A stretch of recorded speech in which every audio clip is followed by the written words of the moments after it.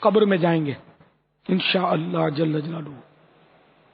اس لیے وہ قرآن نے جب کہہ دیا کہ اللہ تعالیٰ کسی جان پر اس کی طاقت سے زیادہ بوجھ نہیں ڈالتا، تو یہ فائنل اینڈ لاسٹ ہے، یہ فیصلہ کہ یہ دور ہو، گزشتہ دور ہو یا آئندہ دور ہو، اسلام کے اصولوں پر عمل کرنا ممکن ہے، ناممکن نہیں ہے۔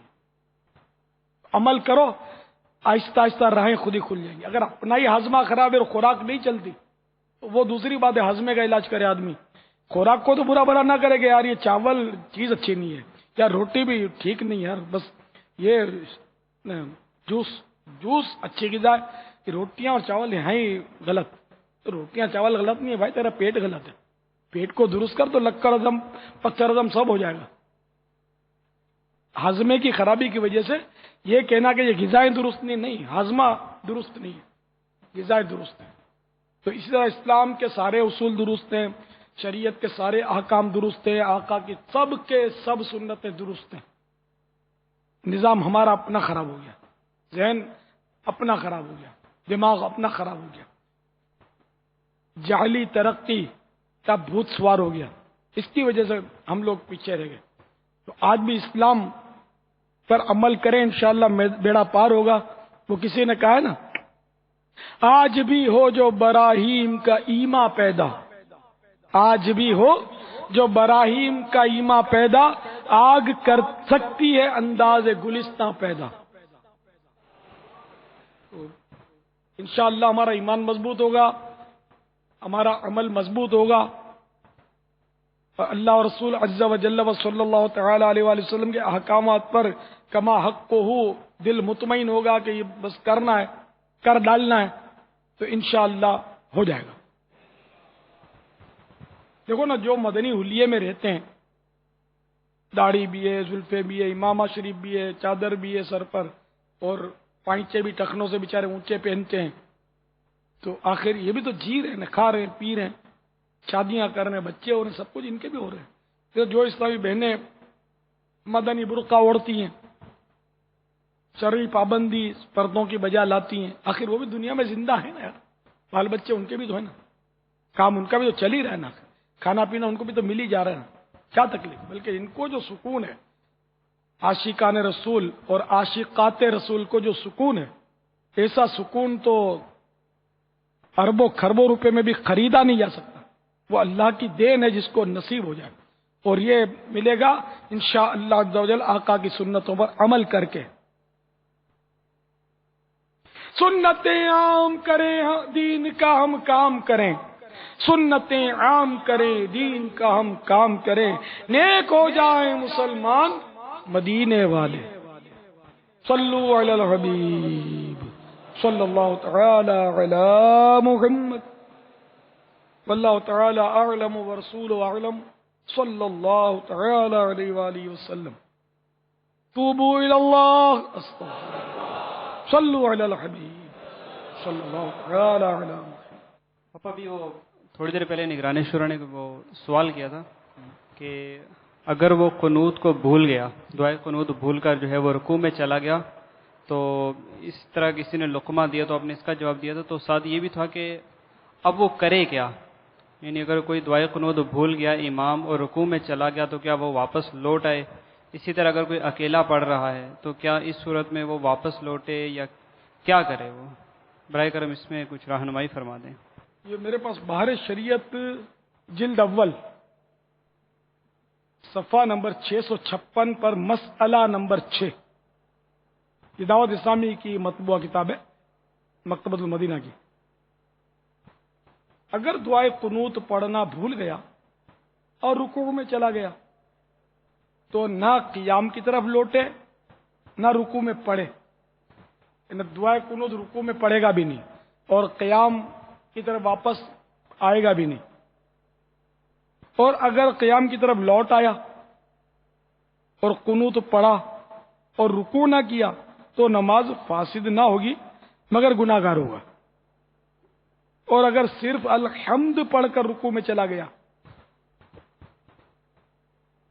اگر صرف الحمد پڑھ کر رکوع میں چلا گیا تھا تو لوٹے اور سورت و قنوت پڑھے، پھر رکوع کرے اور آخر میں سجدہ سہو کرے.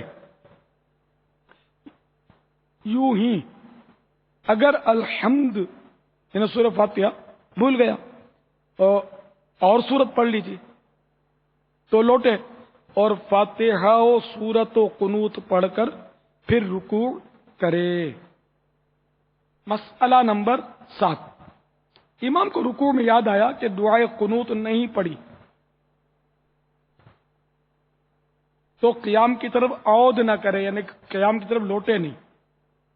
پھر بھی اگر کھڑا ہو گیا اور دعا پڑھی تو رکوع کا اعادہ نہ چاہیے، رکوع ریپیٹ نہ کرے. اور اگر اعادہ کر لیا یعنی ریپیٹ کر لیا دوبارہ نہ کہ دوسرا رکوع کر لیا اسی کا، اور مقتدیوں نے پہلے رکوع میں امام کا ساتھ نہ دیا اور دوسرا امام کے ساتھ کیا، یا پہلا رکوع امام کے ساتھ کیا دوسرا نہ کیا، دونوں حال میں ان کی یعنی مقتدیوں کی، امام کے پیچھے پڑھنے والوں کی نماز بھی فاسد نہ ہوگی. واللہ تعالی اعلم ورسولہ اعلم عز وجل وصلی اللہ تعالی علیہ وآلہ وسلم. صلوا علی الحبیب صلی اللہ تعالی علی محمد. بہت دیر ہو گئی بابا، اعظم کا اظہار نہیں ہوا ابھی. اب یہ سب کیوں نہیں جھنڈے اٹھا لیتے بابا؟ مشقت کی عادت کم ہے نا، بیچارے پیدل بھی کم چلتے ہوں گے نا. بیٹھے بیٹھے اٹھانا نہ، چلے چلے تھوڑی اٹھانا ہے. عادت نہیں ہے نا ہاتھ پیر چلانے کی، کم عادت ہے نا، شاید ہے تو صحیح سستی ہوتی ہے. تیاری ہے یار آپ ایک جھنڈی اٹھانے میں یار وہ سستی کرتے ہو. میرے کتنے جھنڈے پتہ ہے؟ 11 ہے، ایک نکلا ہوا ہے. یہ لوگ اس وقت 11 جھنڈے میرے ہاتھ میں. الحمدللہ میں 11-12 جھنڈے آپ کو ہوتا ہے گھنٹوں تک اٹھاتا ہوں. کبھی کبھی اٹھائے میں نے بہت دیر تک، مطلب اٹھا کے رکھے ہیں الحمدللہ. آپ ایک جھنڈے میں یار، حالانکہ میری اور آپ کی عمر میں کتنا فرق ہے. چلو بھائی، غیبت کے خلاف جنگ جاری رہے گی. نقیبت کریں گے، نقیبت سنیں گے انشاءاللہ. نقیبت کریں گے، نقیبت سنیں گے انشاءاللہ.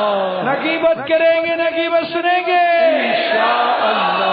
محبتوں کے چور، چغل خور محبتوں کے چور، چغل خور محبتوں کے چور، چغل خور کفل مدین لگا رہے انشاءاللہ، عز و جل. کفل مدینہ لگا رہے گا انشاءاللہ، عز و جل. کفل مدینہ لگا رہے گا انشاءاللہ. عز و جل. صلو علی الحبیب صلی اللہ تعالی علی محمد. معتکفین اپنے سوال کا سلسلہ جاری رکھیں. پیارے باپا جان آپ کی بار السلام علیکم. وعلیکم السلام. پیارے باپا جان آپ سے ایک سوال یہ تھا کہ بعض لوگ یہ کہتے ہیں کہ بھائی یہ دعوت اسلامی والوں کے پیشانیوں پر نشان کیوں آتا ہے اور لوگوں کے تو یہ نشان نہیں آتا. کیا آپ سجدے میں سر رگڑتے ہیں، آپ کو جمعہ 8 دن نہیں ہوتے اور آپ کی پیشانیوں پر کالا کالا نشان آ جاتا ہے؟ بابا جان اس کا جواب. یہ غلط فہمی ہے ان کی. میں نے تو دعوت اسلامی کا جب تصور بھی نہیں تھا اس وقت بھی نشان دیکھے ہیں، اور میری پیدائش سے پہلے اعلیٰ حضرت نے فتویٰ بھی دیا اس کے متعلق، نشان کے متعلق بڑا تفصیلی فتویٰ ہے. تو اس کا مطلب ہے کہ نشان دعوت اسلامی والوں کی ایجاد نہیں ہے، یہ پہلے سے چلا آ رہا ہے نشان. اس لیے وہ پہلے تو یہ غلط فہمی نکال دیں کہ دعوت اسلامی والے ہی کے سروں پہ پیشانی پر نشان ہوتا ہے، اس کو ذہن سے نکال دیں. اور اگر وہ سوال کرتے ہیں کہ کیا یہ رگڑتے ہیں پیشانیاں، تو اگر یہ طنز کر رہا ہے تو ظاہر ہے کہ یہ ایذا پہنچانے کا ایک انداز ہے. تو اس کو نہ طنز کرنا چاہیے نہ بدگمانی کرنی چاہیے کسی مسلمان پر کہ یہ اپنا ماتھا رگڑ کر وہ निशान बना देते